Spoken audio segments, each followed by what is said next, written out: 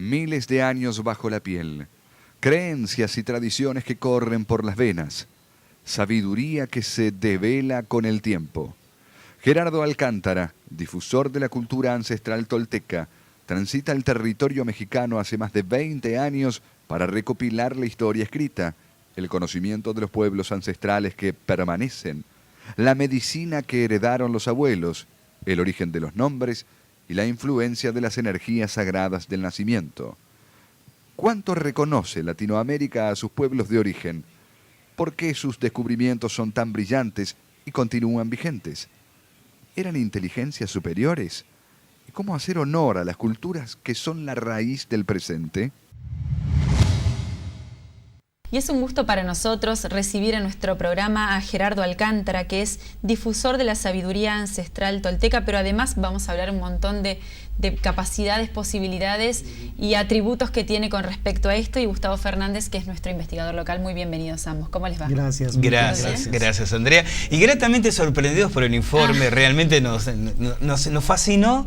Y sobre todo transmitió la idea de nuestro programa de actividades con mucha fidelidad. Primero, antes de presentarlo, Gerardo, ¿cómo llega la vinculación de ustedes desde Paraná con él y traerlo desde México aquí para poder aprovechar todo lo que él sabe? A ver, vos sabés, Andrea, y el público local lo sabe, que yo desde hace años me dedico, además de la investigación en el campo paranormal, a la investigación de las culturas ancestrales de las civilizaciones desaparecidas, con muchos viajes realizados a México, formándome en distintos puntos históricamente importantes. Y bueno, con los años uno va conociendo a los referentes más significativos. En el camino nos encontramos con Gerardo.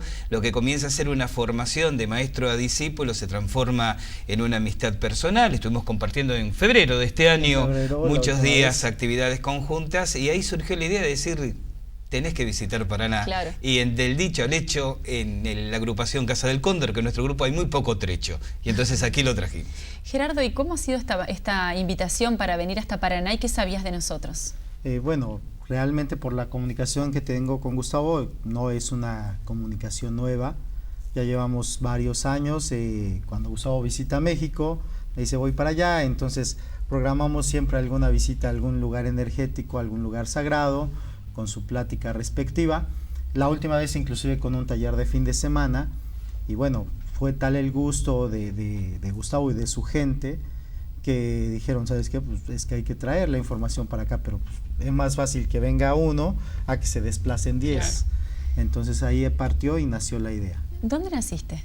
En México, Distrito Federal. ¿Y cuándo nace tu intención, tu curiosidad, tu pasión por conocer a las culturas ancestrales? Mira, es importante también notar que México es tan extenso y lleno de población y tan distraído en todas sus actividades cotidianas que no realmente empieza el despertar de la cultura y de la curiosidad. Aunque hay muchos libros, tanto del vestigio histórico, la historia oficial, también hay otros tantos y muchas personas que aún transmiten el conocimiento que heredaron los abuelos de palabra en palabra. Entonces, llevo más o menos, que te diré, unos 20 años estudiando a base de libros, a base de museos, de visitas arqueológicas, toda la parte de las culturas, y llevo más o menos unos 10 años ya involucrándome en el pleno de las tradiciones, ¿no? Del conocimiento hablado, y ya un conocimiento un poquito más profundo y no basado tanto en lo que dicen los libros de texto. Hay muchos comentarios, muchas opiniones con respecto a estas civilizaciones previas a los mayas y a los aztecas. ¿Eran mentes superiores? ¿Eran seres superiores a nosotros? Por lo que podemos ver, por ejemplo, en la arquitectura, o con lo que pensaron con el calendario. Fíjate que ahí pasa algo que nosotros siempre manejamos, y es el hecho de que desde que llegó la colonización de lo que hoy es América, la parte europea, por ejemplo, traía mucho la parte del conocimiento, la parte de estar investigando y de desarrollar técnicas de investigación, conocimiento, ciencia, y entonces la espiritualidad, ojo, no la religión, sino la espiritualidad que es de cada individuo, la empezaron a dejar atrás en el pensamiento del hombre. Entonces entró en un desequilibrio. Nuestras culturas realmente no es que hayan sido superiores, sino simplemente que guardaban un equilibrio entre la espiritualidad y la inteligencia. Entonces eran unos seres que tenían ciencia, pero también tenían conciencia, o sea, la parte espiritual y la parte intelectual. Llevaban ese equilibrio, y ese equilibrio al conjugarse hace que el hombre pueda llegar más lejos. Parte de él, atore que ahorita tenemos en cuanto a que ya no es más difícil avanzar científicamente en a lo mejor romper barreras de velocidad de la luz, o en cuanto a ir más abajo en la estructura del estudio de los átomos y cualquier tema que gustes, es por ello, porque como desarmonizamos o desequilibramos esa parte, necesitamos empatarla para seguir creciendo como humanidad. Y cuando vemos las grandes construcciones y lo que ha quedado de estas civilizaciones, uno habla de las presencias extraterrestres, porque no lo puede creer que seres humanos hayan hecho eso. ¿Hay algo de esa presunción? Hay leyendas que sí lo marcan, que quedan en leyendas, no hay un vestigio real. Son construcciones bastante antiguas, por ejemplo Teotihuacán, que es uno de los centros ceremoniales más grandes y más conocidos. Hasta hace poco se decía que se había construido a principios de siglo, a principios de esta era, por ahí del año 3 al 7, y es la versión oficial que todavía varios manejan. Sin embargo, nuevos estudios ya develan que va mucho antes de eso, entre 1200 y 1500 antes de Cristo. En los estudios hasta ahorita que se están realizando y se están avalando para ya ponerlos como oficiales, Entonces realmente sigue siendo un misterio. ¿Cómo se comporta Latinoamérica con respecto al reconocimiento de sus pueblos originarios?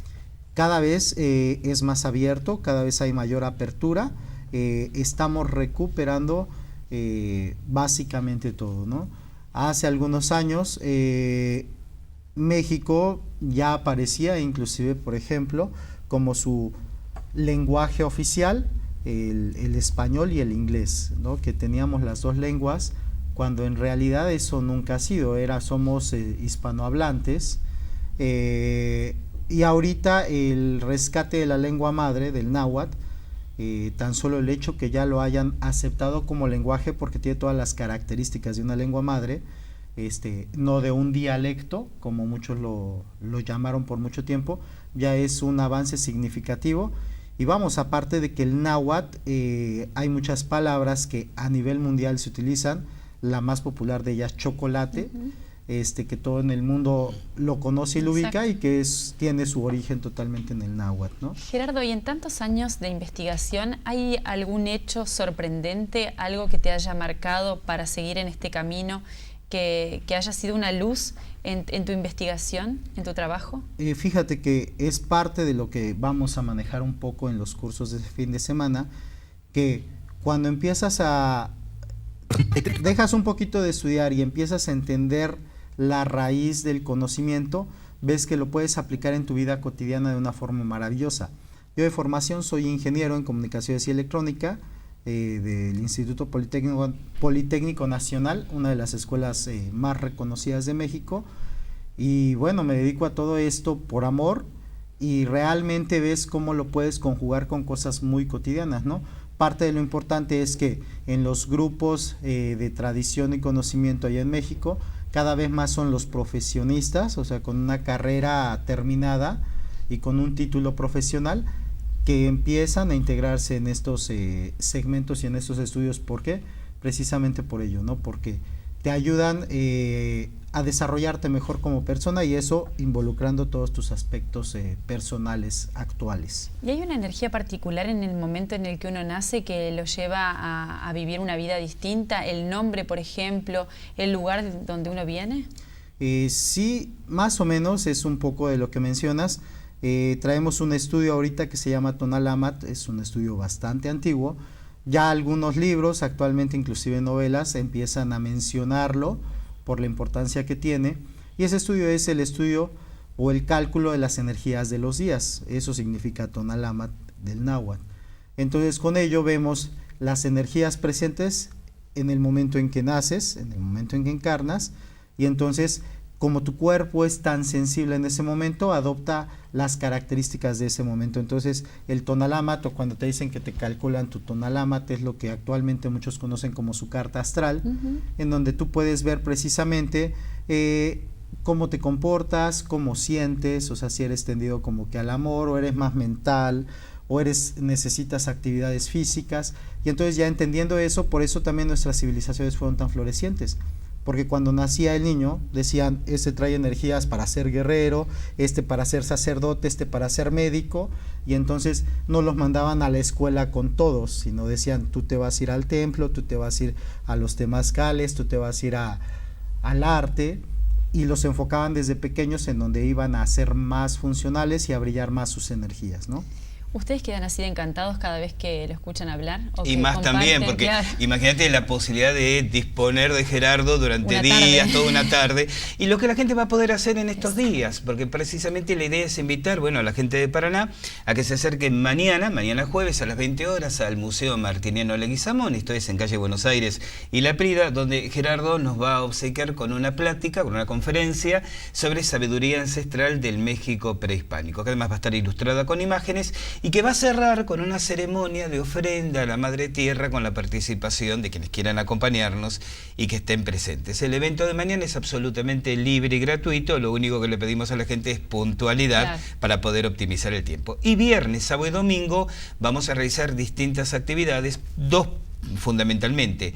Un taller de tonalama, esto es, digamos, una especie de taller básico introductorio al calendario tolteca y a la aplicación del calendario tolteca, y un taller de Quinam, que es el yoga tolteca, que es una de las cosas que más me impactó en mis viajes a México, descubrir cómo conocimientos que uno realmente los asocia con el Oriente más antiguo, preexistieron en una América mucho más antigua todavía, increíble, como por ejemplo el conocimiento de que había ejercicios y técnicas de respiración posturales que influían sobre las energías de nuestro cuerpo. Y el día domingo vamos a realizar en instalaciones del Casa del Cóndor siembra de nombre, esto es, la determinación del nombre espiritual de cada uno de los asistentes, y cerramos la actividad con una ceremonia de temazcal, algo que nosotros hemos introducido en Paraná hace ya unos años. Pero todo esto comienza entonces en la conferencia, mañana 20 horas, Museo Martiniano Leguizamón, entrada libre y gratuita,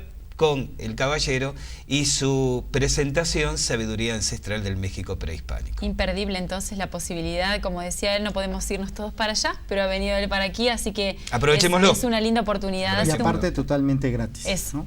Ha sido un gusto tenerlos a ambos. Gracias, Gustavo Fernández, que es nuestro investigador, Gerardo Alcántara, difusor de la sabiduría ancestral tolteca, pero además él mismo lo ha dicho a través de sus palabras y sus conocimientos, un apasionado por nuestras raíces, por nuestra cultura y un investigador constante. Ha sido un gusto tenerlo en entrevistas. Gracias. Muchísimas gracias y que sea siempre muy bienvenido en la ciudad de Paraná. Gracias, así lo he sentido desde que llegué, y gracias a toda la comunidad argentina y a todos ustedes que me han hecho sentir como en casa. Muchas gracias a ambos, un gusto tenerlos. Un gusto también haber compartido con ustedes esta hora de televisión. Mañana otra vez nos encontramos a las 3 de la tarde en la pantalla del 11 TV con más entrevistas. Siga con el noticiero, ahí también van a poder tener un adelanto de la Noche de los Acordeones junto a una visita internacional desde el País Vasco, así que no se lo pierdan con Carolina Dumé en la próxima edición de Noticias. Muchas gracias y hasta mañana.